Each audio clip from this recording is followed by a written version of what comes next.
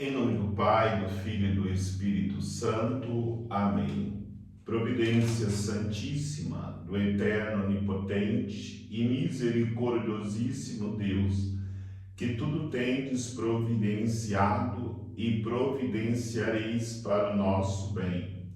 Providenciai em todas as nossas necessidades. Assim creio, assim espero, seja sempre feita a vossa santíssima vontade. Amém. Queridos irmãos e irmãs, vamos continuar a nossa formação, o nosso encontro com a quarta palestra, a quarta conferência. O tema desta conferência é a supremacia da graça. Recordando que estamos estudando os grandes doutores espirituais, místicos da Igreja. E vamos perceber que ao colocarmos este tema, vamos dar um enfoque maior a Santa Catarina de Sena. Tenho até aqui uma obra de Santa Catarina de Sena, um dos livros escrito por uma autora do final do século XIX e até metade do século XX, Sigrid, que escreveu esta biografia com toda a vida de Santa Catarina de Sena. Mas eu quero iniciar mesmo com um místico dos nossos tempos, nosso contemporâneo, São João Paulo II, que viveu também na supremacia da graça. E João Paulo II, São João Paulo II, ele ressalta que deixar de colocar o poder de Cristo, isto é, a graça em primeiro lugar, e não lhe permitir expressar-se mediante nossa abertura à transformação interior através da oração, é uma tentação constante.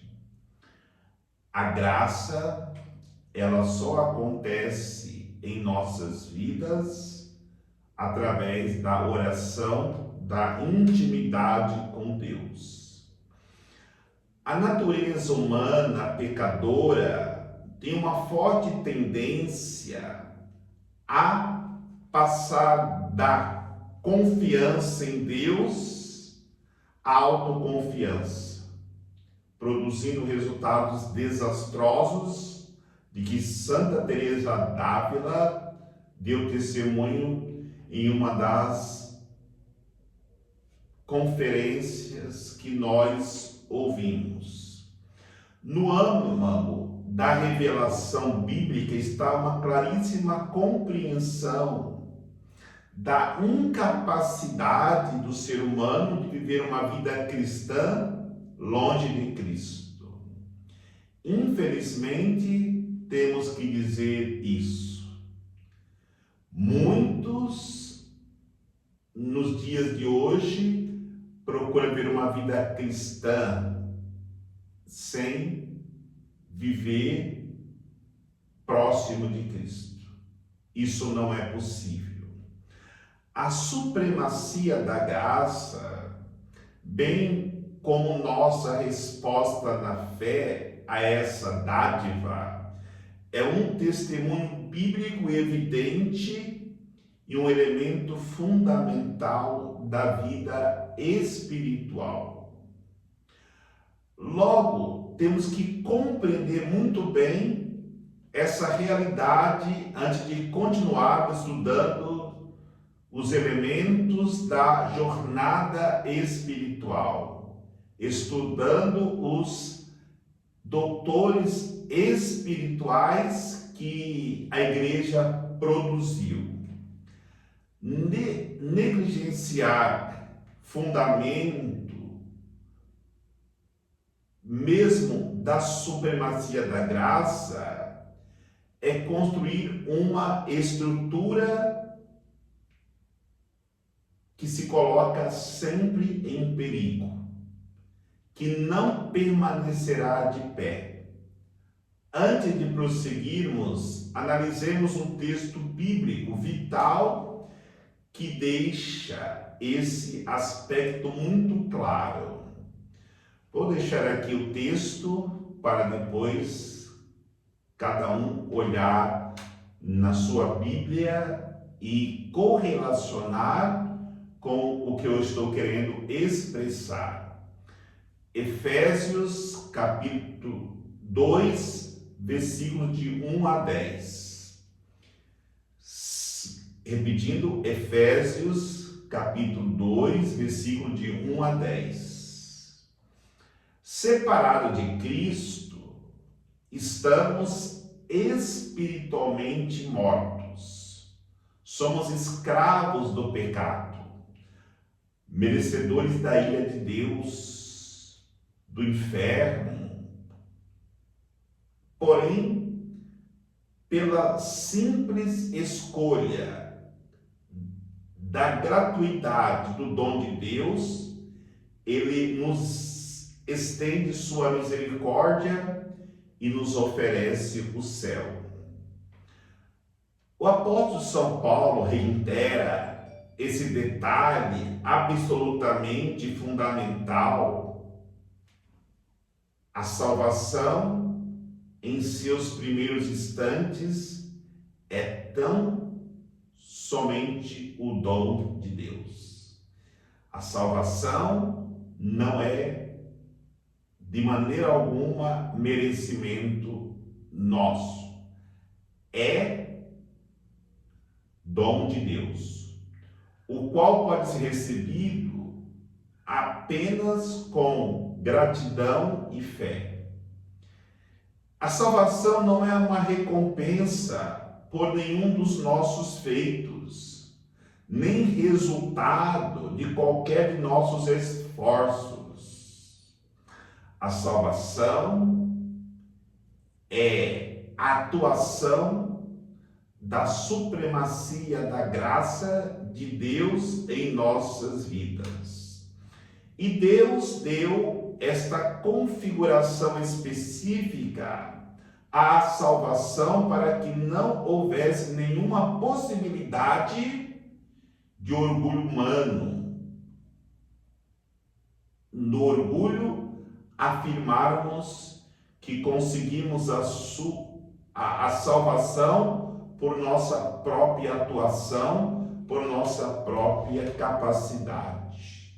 O orgulho e a autoconfiança do homem devem ser destruídos para a salvação entrar. A autoconfiança que eu digo é a autoconfiança de acreditar que por si só possa alcançar a graça, alcançar a salvação sem a intervenção de Deus.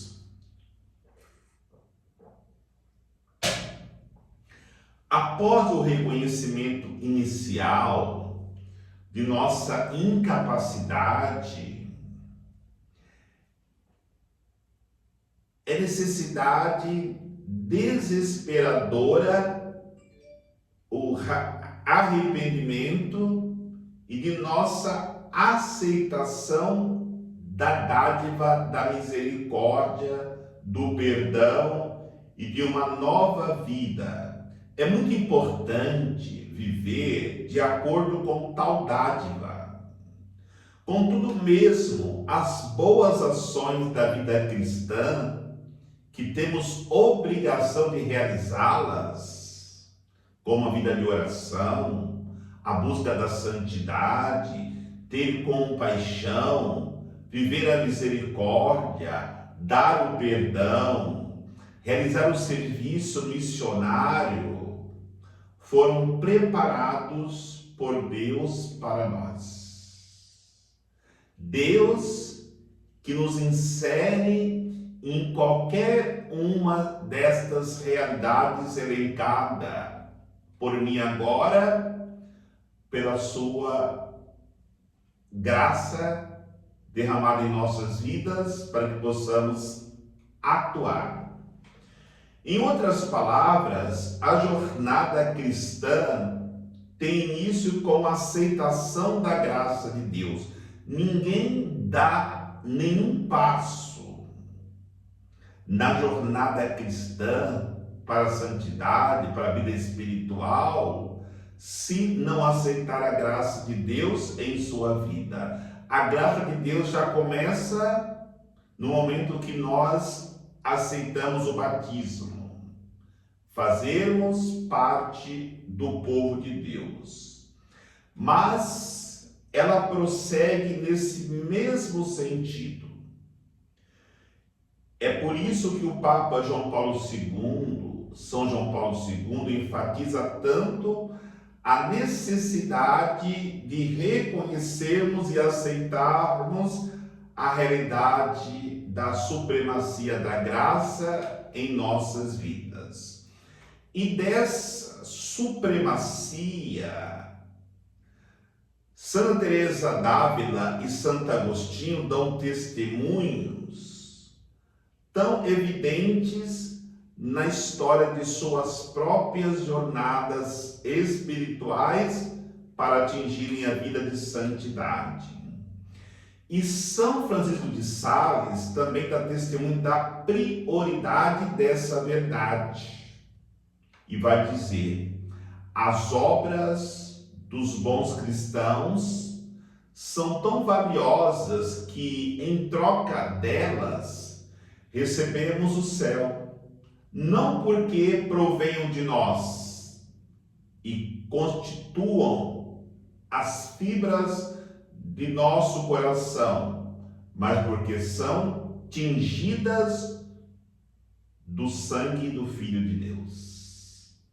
Quando as virtudes que vivemos se tornam graça para a humanidade, graça para a igreja, graça para as nossas famílias, graças para as nossas vidas, isso se dá porque elas foram tingidas no sangue de Jesus Cristo.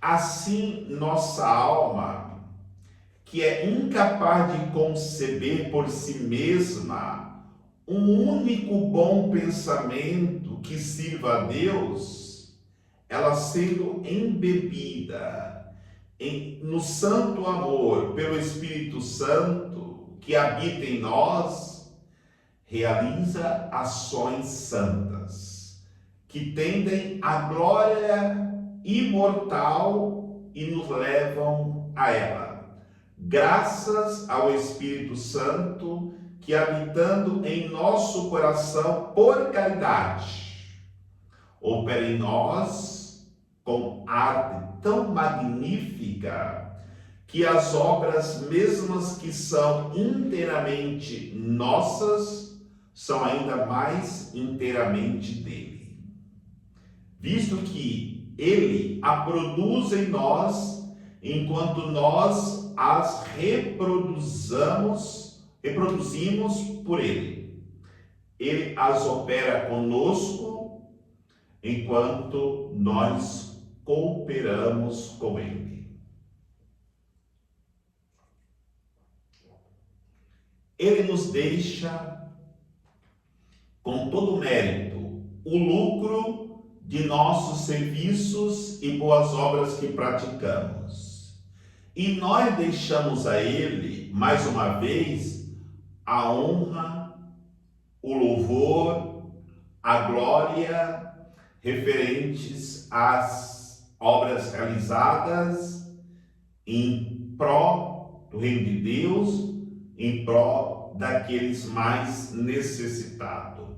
Reconhecendo que o início, o progresso e a conclusão de todo o bem que fazemos dependem de sua misericórdia, pela qual ele vem a nós e nos previne, nos auxilia e nos conduz, terminando o que havia começado nesta caminhada espiritual na direção do caminho da santidade. Santa Teresa, citando Santa Teresa de Lisieux, acreditando em Jesus, logo no início da sua autobiografia, deixa claro que toda a sua história, do começo ao fim, não trata de sua disposição e tentativas, mas da graça, das bênçãos do Senhor. Em um momento posterior de sua vida, quase incapacitada por uma crise emocional e espiritual, desencadeada pela morte da mãe e a partida subsequente, entre aspas, da sua segunda mãe para o convento, foi apenas a graça inefável do milagre do sorriso de Maria que resgatou Santa Teresinha da escuridão, transmitindo-lhe tanto amor e ternura que a curou.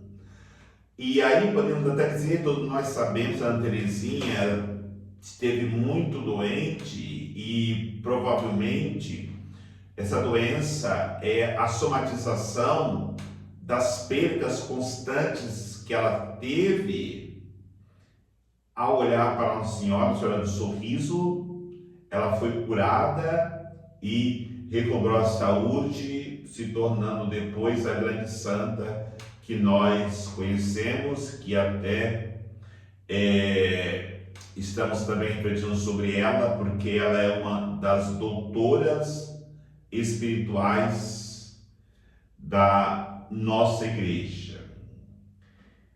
E em sua impotência, a graça contínua de Deus permitiu-lhe que renascesse para a vida e continuasse a crescer por causa desta mesma graça.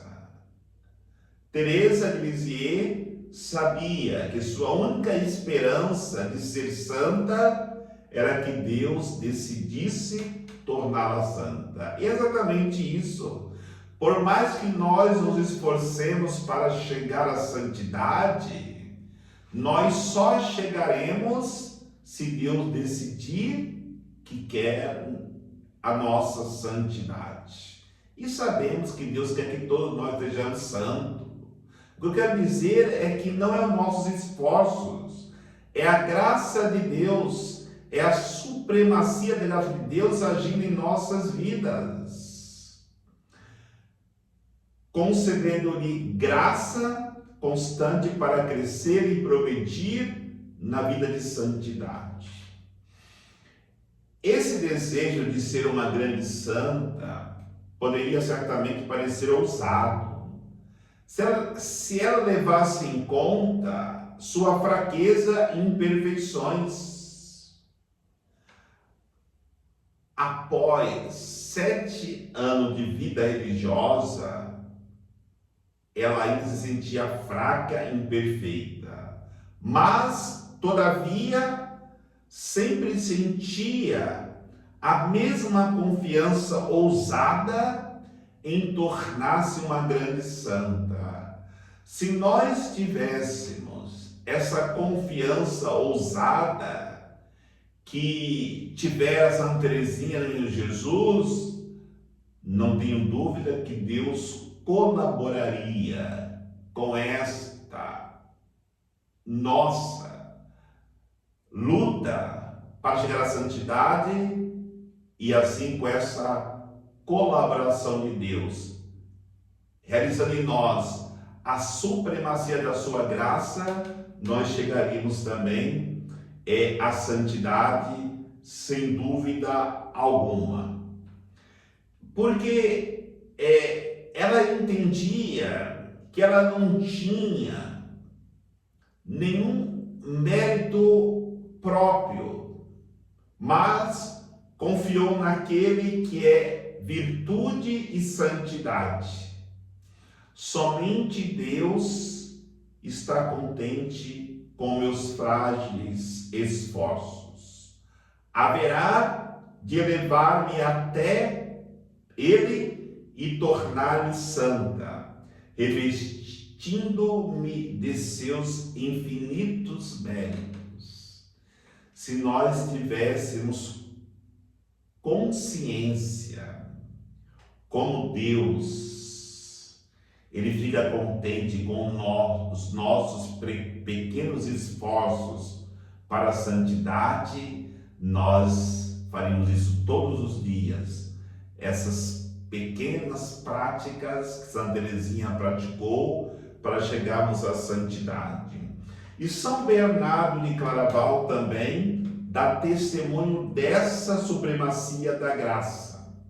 Ele descreve a confusão e a angústia de ser escravo do pecado e, ao mesmo tempo, desejar a retidão.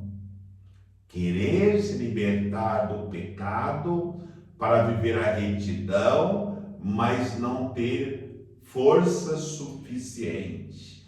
Aí clamo a graça de Deus e ganho essa força para ver a retidão da minha proposta desta jornada espiritual para atingir a santidade de vida.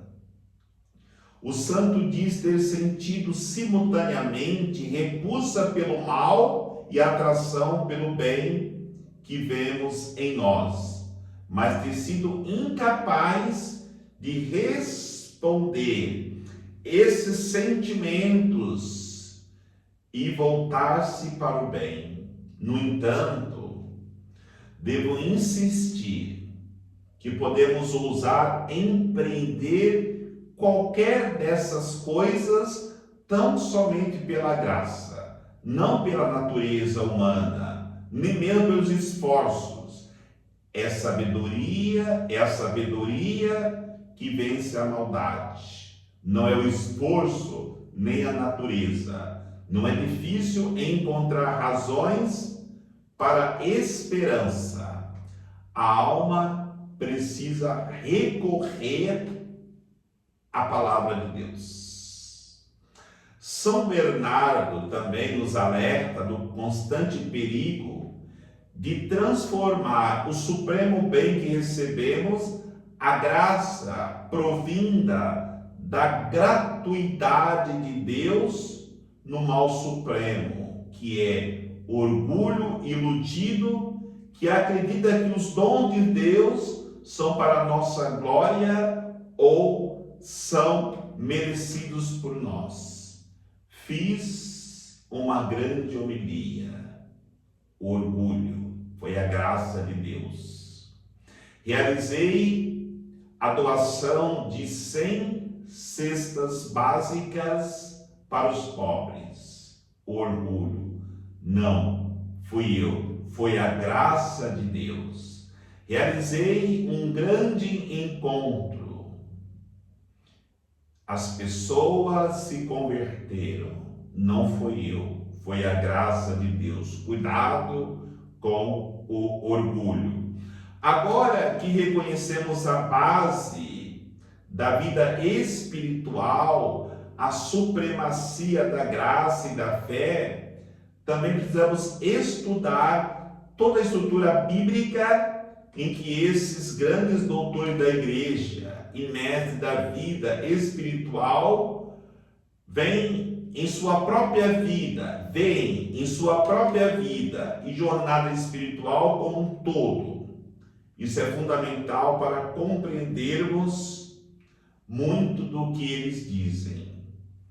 É possível concentrar-se nos ensinamentos específicos desses doutores da igreja e, mesmo assim, não perceber a impressionante visão da realidade, a visão do mundo bíblica que forma a estrutura de seus ensinamentos.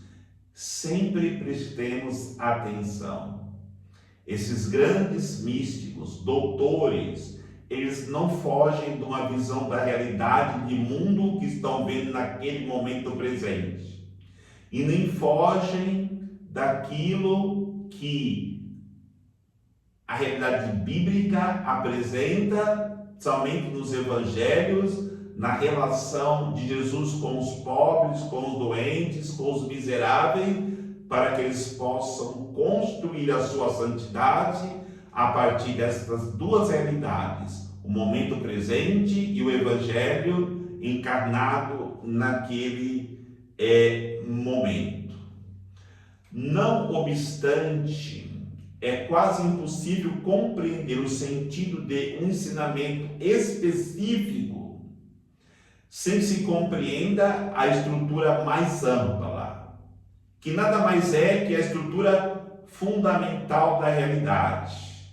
Realidade passada, realidade presente e realidade futura, que nos apresenta gradualmente na revelação bíblica. O que a Bíblia traz para nós do passado, aquilo que é a história da nossa salvação. O que a Bíblia no momento presente nos apresenta para a nossa jornada espiritual, numa caminhada de santidade. O que a Bíblia pede para que eu me lance ao futuro, tendo o objetivo de atingir aquilo que fará com que o Reino de Deus seja conhecido quando eu não estiver mais aqui, quando eu estiver na glória de Deus. Tudo isso é importante, é o que nós temos que trabalhar e é o que os santos trabalhavam. Então, nesta palestra, eu gostaria de mostrar quais são os elementos mais importantes dessa estrutura, como ela molda a jornada espiritual e o modo como é uniformemente entendida dentro da tradição espiritual que estamos estudando. O que analisamos aqui é um aspecto importante daquela revelação da mente ou do revestir-se da mente de Cristo. Aqui os apóstolos exortavam. Existe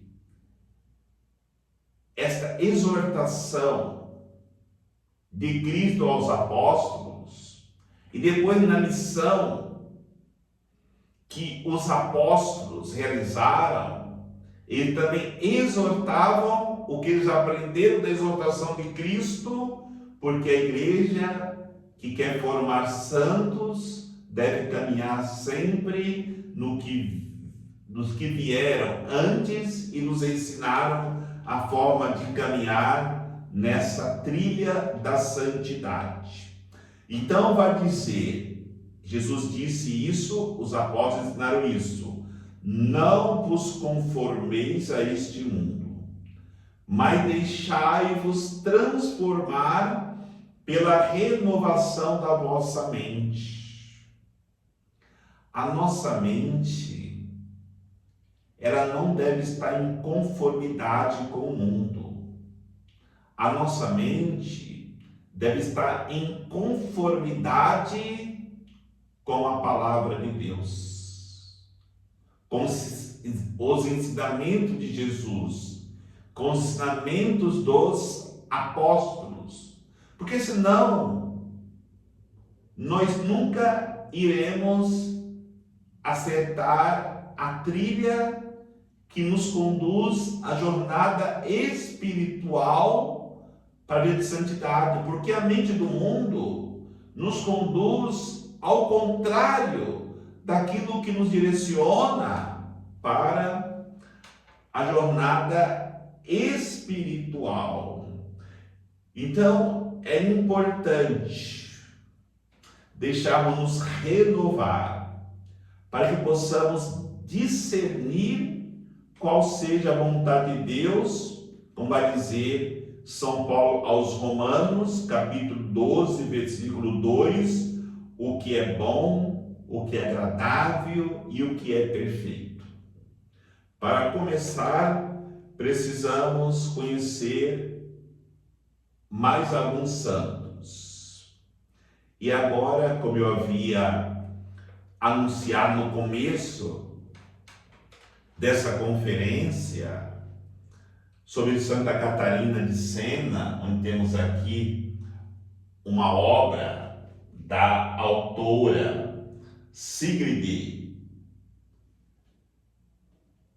que é uma grande obra, que foi também uma das grandes místicas de vida espiritual e doutora da Igreja. Então vamos conhecer um pouco dessa santa. Santa Catarina nasceu na cidade de Sena, na Itália. No ano de 1347, ela era a 24ª filha dos 25 filhos de sua família. O pai era um próspero tintureiro. Ainda hoje, se for a Sena, cidade de Sena, cada família foi muito bem preservada, podendo ser visitada até hoje. Da mesma forma que ocorreu a outra santa que morreria ainda jovem, no caso de Teresinha do Menino Jesus e Lisieux, o processo de transformação de Santa Catarina de Sena começou quando ela era ainda extremamente jovem. Ou melhor, era uma criança. Aos 6 anos de idade, ela descendo, indo para casa com seus irmãos, a ladeira que dava acesso à sua casa, ela teve uma visão de Cristo Rei. Cristo Rei apresentou-se a Santa Catarina sobre a igreja dominicana de Sena, abençoando-a. Ela se sentiu pessoalmente chamada pelo Senhor em pessoa. E aos 7 anos, aos 7 anos, Santa Catarina fez um voto de virgindade. Até então, somente Catarina, a santa veio depois. Aos 15 anos, ela cortou os cabelos para resistir aos esforços dos pais que queria casá-la. Tinha um pretendente, era muito bonita e queria casar com ela, e os pais viram ali um ótimo projeto de vida para Santa Catarina.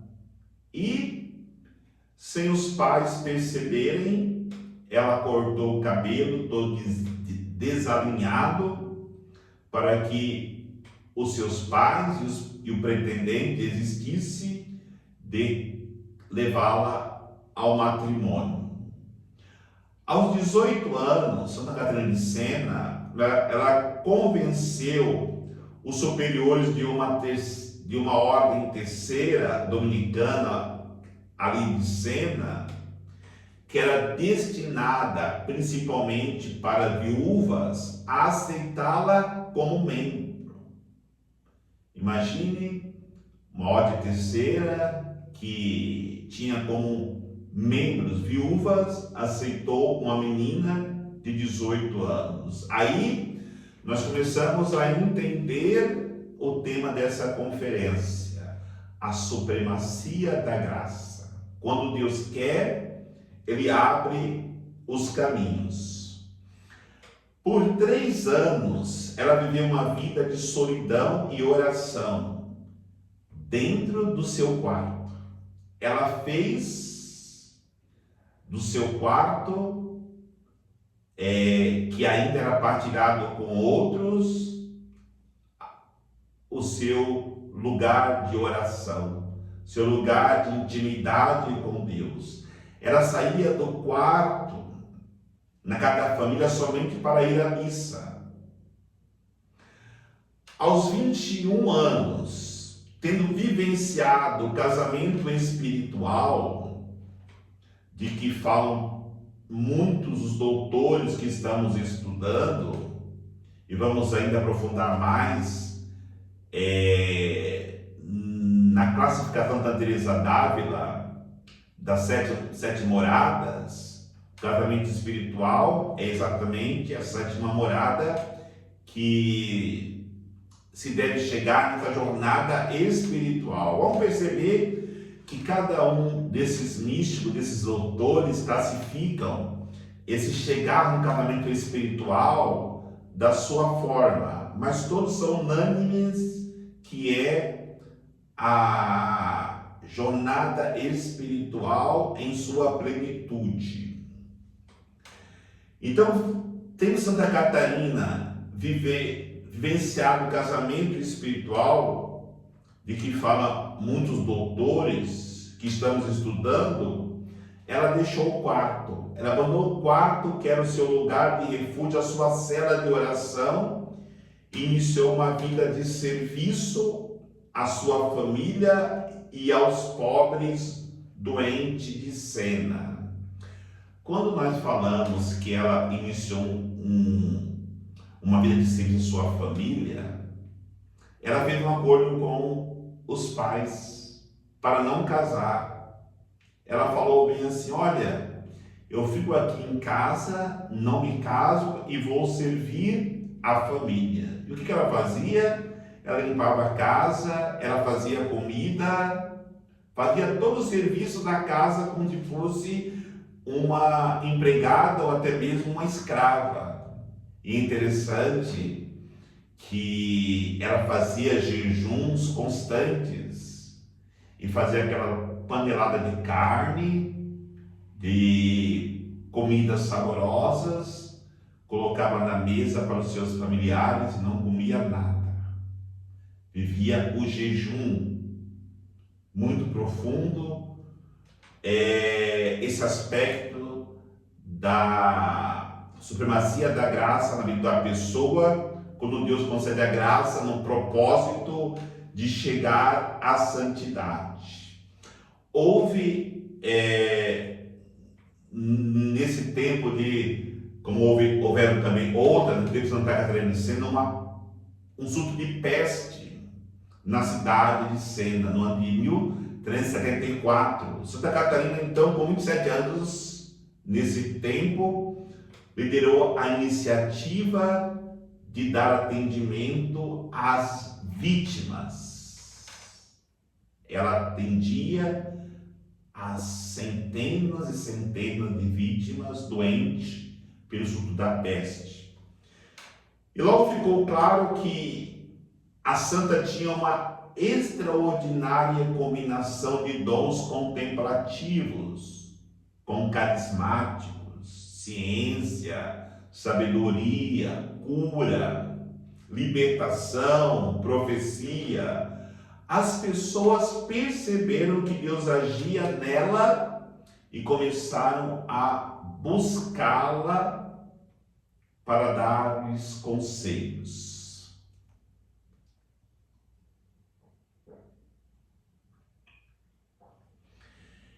Embora a santa comesse muito pouco, ela levava uma vida bastante ativa.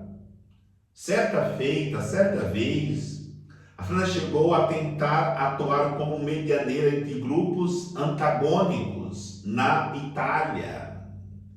E nós, pela história, sabemos que as cidades hoje nós conhecemos na Itália, Sena, Pádua,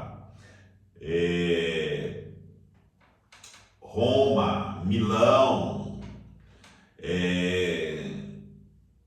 e Firenze e tantas outras, eram reinados que entravam em conflitos. E Santa Catarina de Sena, ela começou a ser mediadora destes conflitos para evitar a proliferação de guerras entre os povos. Ela colheu, evidente, com essa mediação, muitos resultados favoráveis e desfavoráveis também. Ela também viajou para Avignão, onde o Papa Gregório XI estava residindo. Nós lembramos daquele triste período da Igreja, onde o Papa foi para Avignão e fez de Avignão, né, o seu lugar de exercer o seu pontificado. E o tempo de Santa Catarina de Sena foi o tempo do Papa Gregório XI. E ela foi lá em Avignão exortá-lo a vencer os seus medos e a retornar ao seu lugar de direito, que era Roma. O Papa regressou. E a maioria dos estudiosos acredita que a intervenção profética de Santa Catarina de Sena tenha influenciado em sua decisão. E é sempre bom lembrar o que nós vimos falando antes de entrarmos nessa palestra em Santa Catarina de Sena. Então, não foi a capacidade humana de Santa Catarina que realizava esses prodígios, mas era a supremacia da graça de Deus agindo através dela para realizar todas essas realidades que estamos ouvindo. Seu diretor espiritual, o beato Raimundo de Capua, mais tarde tornou-se o mestre-geral da Ordem Dominicana. Escreveu um magnífico relato em primeira mão da vida de Santa Catarina. A própria santa aprendeu a ler e escrever apenas bem depois dos 20 anos de idade e nunca recebeu qualquer educação teológica de maneira formal. Mas, tal como Santa Teresa d'Ávila, aprendeu muito em conversas com teólogos versados e recebeu muita sabedoria diretamente de Deus. Santa Catarina de Sena também ditou muitas cartas, das quais mais de 400 sobreviveram. Sua principal obra, que foi um elemento importante para seu reconhecimento como doutora da Igreja, é chamada simplesmente O Diálogo. Como o próprio título insinua, o livro foi escrito na forma de um diálogo entre Santa Catarina e Deus Pai. No livro, a santa faz 4 perguntas ao Pai, cujas respostas ela comunica. Muitas testemunhas atestam que ela recebeu o livro quase inteiro enquanto estava em oração, ditando à medida que ia recebendo essas revelações. Aí a santa mudou-se para Roma, com sua comunidade de homens e mulheres, a pedido do Papa. Nesse tempo, era o Papa já Urbano VI. Lembrando que quando eu falo sobre a comunidade de homens e mulheres, conforme Santa Catarina de Sena ia vivendo o seu ministério na graça de Deus, muitas pessoas tornaram seus seguidores, criando assim uma comunidade que ao torno de Santa Catarina viviam a fidelidade, a santidade na graça de Deus. E o sucessor do Papa Gregório, Urbano VI, quis que elas se mudassem para Roma. Nos últimos anos de sua vida, ela deu assistência ao Papa e a diversos cardeais, sem deixar de ensinar aos seus discípulos. E agora eu estive em Roma em janeiro desse ano, estive lá onde foi a casa Santa Catarina de Sena em Roma, e também onde está as suas relíquias, na igreja de Santa Maria Minerva, perto do Panteão. E depois eu fiz o caminho da sua casa até a Basílica de São Pedro, a pé. Deve dar uns 20 minutos de caminhada. Ela fazia essa caminhada todos os dias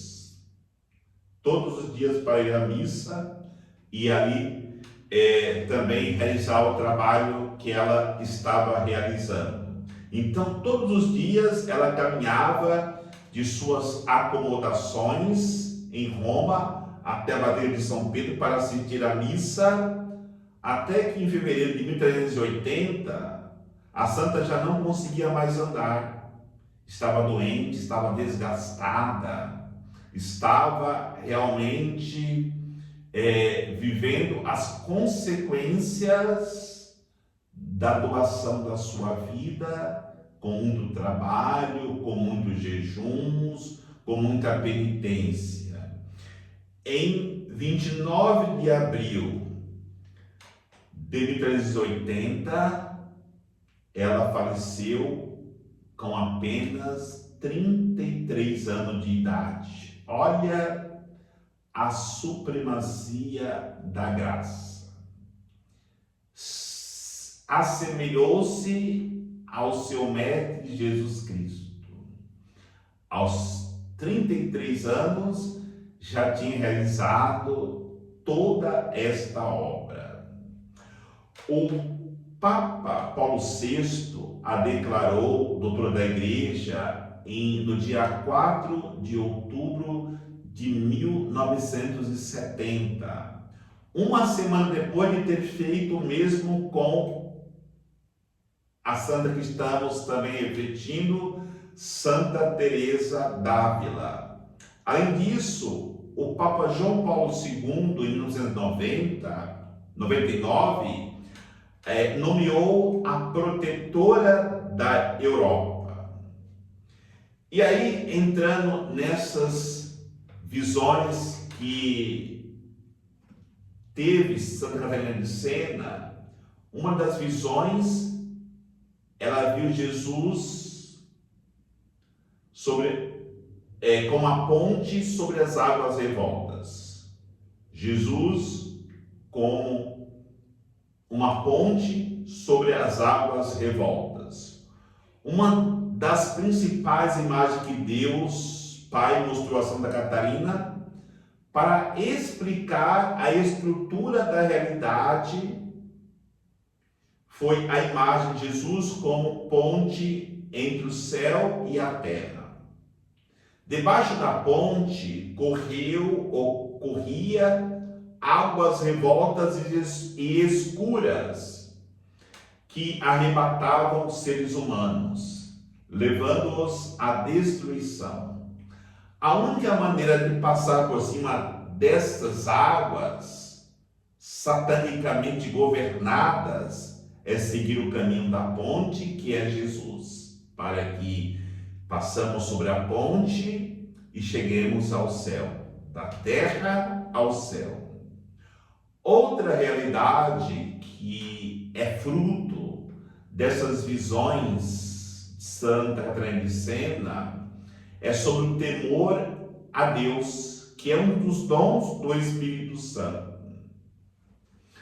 O temor do Senhor, referido na Bíblia, não é apenas um conceito, mas uma experiência que nos predispõe à sabedoria.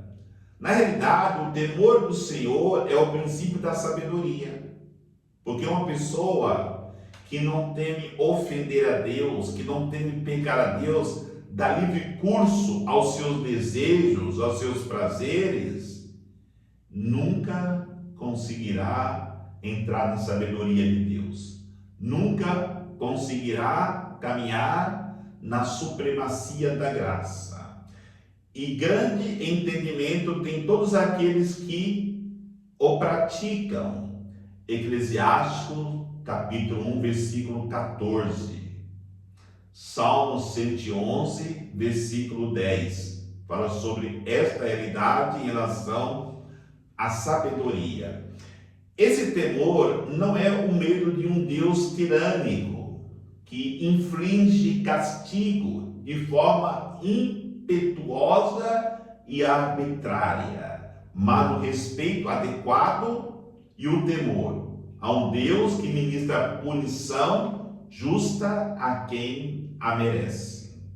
O temor bíblico do Senhor é um medo inteligente, baseado em uma percepção profunda de santidade e majestade de Deus. Percepção essa que reconhece honestamente a possibilidade de violar a lei de Deus.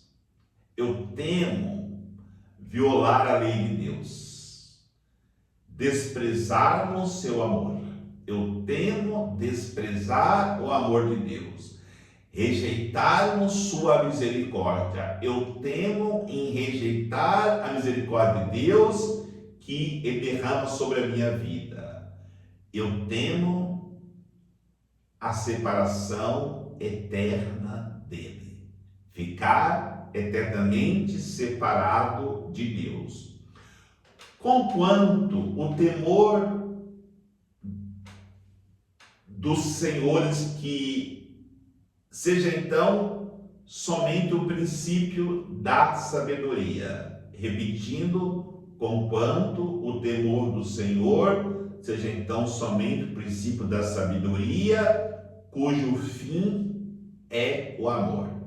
Não paremos no meio. Podemos dizer que o temor do Senhor é o meio, o fim é o amor. Não se salta o amor sem uma experiência profunda e contínua do temor bíblico inspirado pelo Espírito. O que eu quero dizer com isso? Ninguém chega ao amor saltando sobre o temor sem passar pelo temor de Deus. É um meio necessário para chegarmos ao fim. De fato, as Escrituras dizem que feliz é o homem que tem o Senhor e que, em verdade, esse temor do Senhor, que é um dom de Deus, liberta-nos de outros medos que possamos ter de tantas realidades que nos inflige medo. No dia de hoje, existe grande aversão a um adequado temor do Senhor. E, por consequência, há uma enorme trivialização do amor de Deus. E muitos absurdos no tocante ao relacionamento com Ele, com Deus. O temor do Senhor é um dom do Senhor. Não é contrário ao amor, mas prepara para Ele. O dom do temor prepara-nos para o amor de Deus, de modo que o Senhor e o amor do Senhor caminham juntos.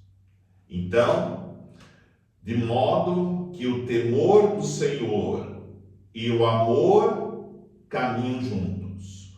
Uma das razões pelas quais existem tantos absurdos na igreja e no mundo é porque falta o temor ao Senhor. Uma das coisas impressionantes que Santa Catarina de Sena transmite da parte de Deus Pai é a profundidade da realidade. Uma profundidade muito maior do que muitos costumam supor. Qual é essa realidade? Ou quais são essas realidades? O pecado é muito mais horrendos e hediondos do que a maioria de nós consegue imaginar. Mas também a beleza, a glória e a superioridade dos céus são muito maiores do que podemos compreender.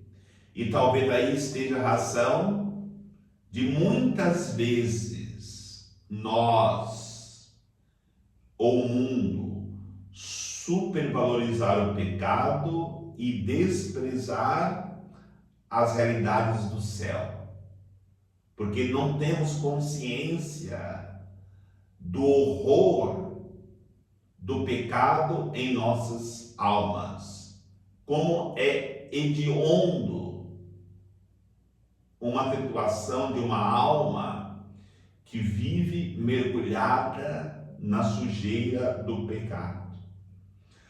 A união com Deus e o amor de Deus que começam nesta vida e cresce à medida que se avança na jornada espiritual, serão gloriosamente manifestadas e aperfeiçoadas no céu.